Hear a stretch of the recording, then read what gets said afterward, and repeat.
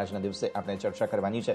પરિણામો એક બાદ એક આવી રહ્યા છે બધી જ કંપનીઓના, અને આપણે નજર કરી આરતી ડ્રગ્સના પરિણામો પર, તો તમને જોવા મળે છે થોડું અહીંયા ઘટાડો આવતો જોવા મળી રહ્યો છે, અને મેજર કારણો શું છે તેની વધુ ચર્ચા કરીશું. आरती ड्रग्स ना सीएफओ अधीश पाटिल અત્યારે આપણી સાથે જોડાઈ રહ્યા છે. अधीश जी, बहुत बहुत स्वागत है आपका सीएनबीसी बाजार पर. Good afternoon. और सबसे पहले तो ना चाहते हुए भी रॉ मटेरियल्स की बात हमें शुरू करनी पड़ेगी, क्योंकि उसी की वजह से ऑलमोस्ट लग रहा है कि सारा ये जो प्रेशर दिख रहा है वो आया है. तो क्या रीजंस रहे हैं सर? मार्जिन्स पर भी थोड़ा सा असर आया है, रॉ मटेरियल के प्राइसेस के आगे भी थोड़ा सा और परेशान करते हुए दिखेंगे हमें? हाँ, तो फर्स्ट ऑफ ऑल वो जो ईयर ऑन ईयर नंबर्स देखते हैं हम लोग, तो जून 20 क्वार्टर जो था लास्ट ईयर, वो एक्सेप्शनल क्वार्टर था और वो मैनेजमेंट ने बताया भी था during last year. But anyways 18% EBITDA margins expected था. तो इस बार क्या हुआ कि towards the end of March quarter काफी रॉ मटेरियल्स, मतलब more than 20-25 number of raw materials के प्राइसेस काफी हाइक हुए. इन सम केसेस तो 200% के ऊपर गए, 100% के ऊपर है काफी केसेस में. इसके वेरियस रीजंस है, मतलब क्रूड है, थोड़ा कार्टेलाइजेशन है वेंडर्स के बीच में, थोड़ा चाइना का फैक्टर इन्वॉल्व है. कोई कोई केस में थोड़े वेंडर्स का प्लांट शटडाउन हुआ है, जिसकी वजह से डिमांड सप्लाई मिसमैच हुआ और रॉ मटेरियल हाइक हो गया. अभी प्रॉब्लम ऐसे हुआ कि अलोंग विद दिस ये कोविड का सेकंड वेव आया, और जैसे कि हम लोग जानते हैं कि आरती ड्रग्स का काफी सिग्निफिकेंट पोर्शन ऑफ रेवेन्यूज इससे आता है अपना अक्यूट थेरेपी से, जैसे एंटीबायोटिक्स और एंटीप्रोटोजोल्स. तो ये लॉकडाउन की वजह से स्प्रेड ऑफ इन्फेक्शन थोड़ा कम रहा है जो हम लोग के जो प्रोडक्ट्स है उसमें. उसके वजह से डिमांड मतलब दो अच्छा था, हम लोग ने 13% वॉल्यूम ग्रोथ अचीव किया ईयर ऑन ईयर, बट थोड़ा ठंडा था, मतलब नॉट हम लोग के एक्सपेक्टेशन जैसा. और इसके वजह से जो इंक्रीज प्राइसेस थे रॉ मटेरियल के, वो सेलिंग प्राइसेस में पास ऑन करने में थोड़ी तकलीफ हुई.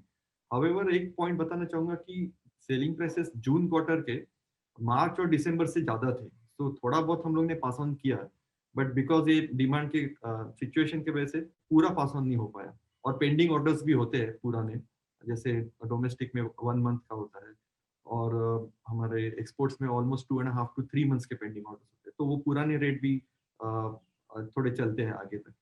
तो इसके वजह से वो ग्रॉस कंट्रीब्यूशन मार्जिन काफी स्क्वीज हो गया. अपार्ट फ्रॉम दैट, अगर ओवरहेड्स की बात करें तो हम लोग ने ये कैलेंडर ईयर में तकरीबन 4 यूनिट्स को ऑलरेडी जीरो लिक्विड डिस्चार्ज में कन्वर्ट कर दिया, मतलब as a part of ESG, मतलब एनवायरमेंट क्लीनर करने के लिए.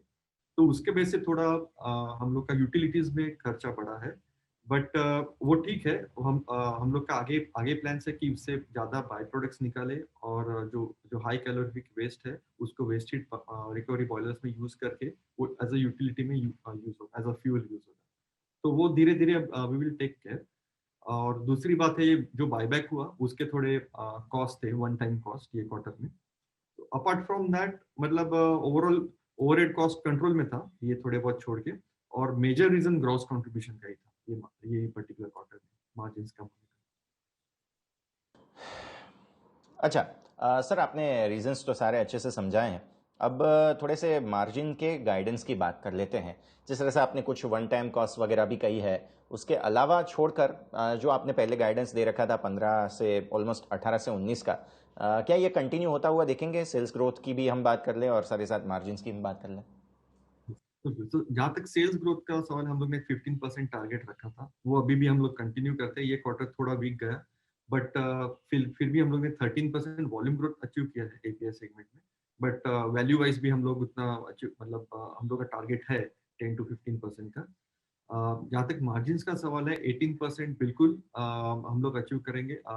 ये क्वार्टर, मतलब जो करंट चल रहा है क्वार्टर, उसमें पूरा पोटेंशियल ना आए शायद, मगर इन कपल ऑफ क्वार्टर्स वो 18% मार्जिन हम लोग फिर से अचीव करेंगे, ऐसा कॉन्फिडेंस है. Okay sir.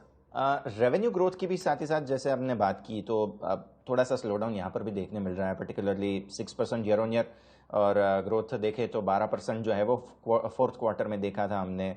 क्या रीज़न रहा है सर इसके पीछे? तो एक तो जून 20 क्वार्टर का, मतलब लास्ट ईयर सेलिंग प्राइसेस काफी ऊपर गए थे, शॉर्ट बिकॉज ऑफ कोविड, जो फर्स्ट टाइम लॉकडाउन हुआ था उसकी वजह से. तो उसके वजह से इन रेट वेरिएंस में नेगेटिव है। तो इवन दो ओवरऑल 6.5% का ग्रोथ है, मगर इन वॉल्यूम सेंस मतलब केजी के या मेट्रिक टन के सेंस में अराउंड 13.2% का ग्रोथ।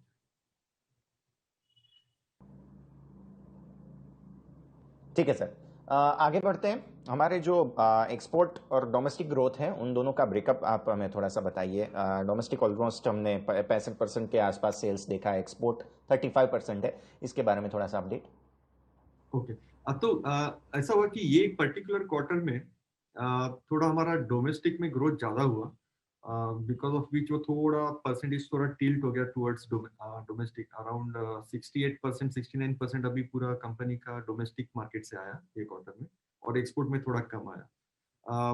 तो एक्सपोर्ट में काफी काम करने लायक चीजें हैं। और हमें हमें यकीन है, फिलहाल क्या है कि ये कोविड के वजह से ये न्यू वेंडर एडिशंस जो होते हैं उसमें वो कैसा है कि that is an extra work even हम लोग के कस्टमर्स के लिए अपार्ट फ्रॉम रेगुलर बिजनेस। तो अभी ये सिचुएशन के वजह से थोड़ा tying up with new vendors थोड़ा कम है, बट वो भी यकीन है, मतलब काफी सारे पाइपलाइन में है। तो एक्सपोर्ट्स भी आगे जाके बिल्कुल बढ़ेंगे। और फॉर्मुलेशन में भी एक्सपोर्ट्स ये पर्टिकुलर क्वार्टर में काफी कम रहे, बट हमारा एक्सपेक्टेशन काफी ज्यादा है एक्सपोर्ट्स फॉर्मुलेशन। ओके सर, इसके अलावा कोविड-19 पोर्टफोलियो कुछ है हमारे पास, जिस तरह से हम देख रहे हैं उसके डिमांड वगैरह, आप कुछ इसके बारे में इनपुट्स देना चाहेंगे? हाँ, हमारे पोर्टफोलियो में डायरेक्टली कोविड 19 रिलेटेड ड्रग्स नहीं है, बिकॉज एंटीवायरल्स में नहीं है, वो सेगमेंट में नहीं है हम। मगर इनडायरेक्ट मतलब ओके। कोविड में बॉडी पेन होता है तो एंटी इन्फ्लामेटरी ड्रग्स काफी जाते हैं। तो ऐसे एक आध दो ड्रग्स है जो वो केस में जाते हैं। हालांकि एकदम बड़ा स्पाइक नहीं है उसमें, बट उसका डिमांड हेल्दी है, पर वो इनडायरेक्ट ट्रीटमेंट है, डायरेक्ट ट्रीटमेंट नहीं कोविड। ओके, इसके अलावा एंटी डंपिंग ड्यूटी भी जो लगी थी सिप्रोफ्लोक्सिन हाइड्रोक्लोराइड, उसके ऊपर क्या आपने बेनिफिट देखा है? जो मार्च में लगी थी ऑलमोस्ट 20% की, सेल्स में कोई असर आया है इसका? है, मतलब डेफिनेटली हेल्प करता है। हाउएवर सिप्रोफ्लॉक्सासिन में थोड़े रॉ मटेरियल के प्राइसेस थोड़े ऊपर गए थे, तो उसके वजह से थोड़ा मार्जिन में स्क्वीज आया था, मगर otherwise selling prices because of anti dumping duty अच्छी रही है, मतलब उसकी वजह से डेफिनेटली फायदा हुआ है। ओके सर, और मोस्टली तो सारे पॉइंट्स हमने कवर किए हैं, लेकिन और भी कोई पॉइंट्स अगर आप ऐड अप करना चाहें तो यहाँ पे।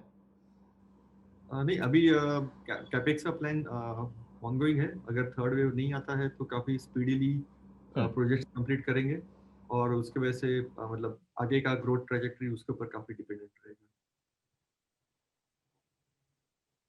और सर एक आखिरी सवाल मैं ऐडअप करना चाहूँगा यहाँ पर। ऑलमोस्ट थर्ड वेव की बातें चल रही है यहाँ पर, उसको लेकर भी थोड़ा सा गाइडेंस, और आपके प्रोडक्शंस जो हैं उसमें कोई क्या असर, क्योंकि ऑलरेडी 2 वेव्स थे तो उसमें हमने काफ़ी कुछ सीख लिया है, तो थर्ड वेव को लेकर हम उससे पहले प्रिपरेशन काफ़ी अच्छे से कर सकते हैं, तो इसके ऊपर आपका गाइडेंस और कोई नए स्टेप्स, कुछ नए आइडियाज़ आपने अगर लिए हों तो।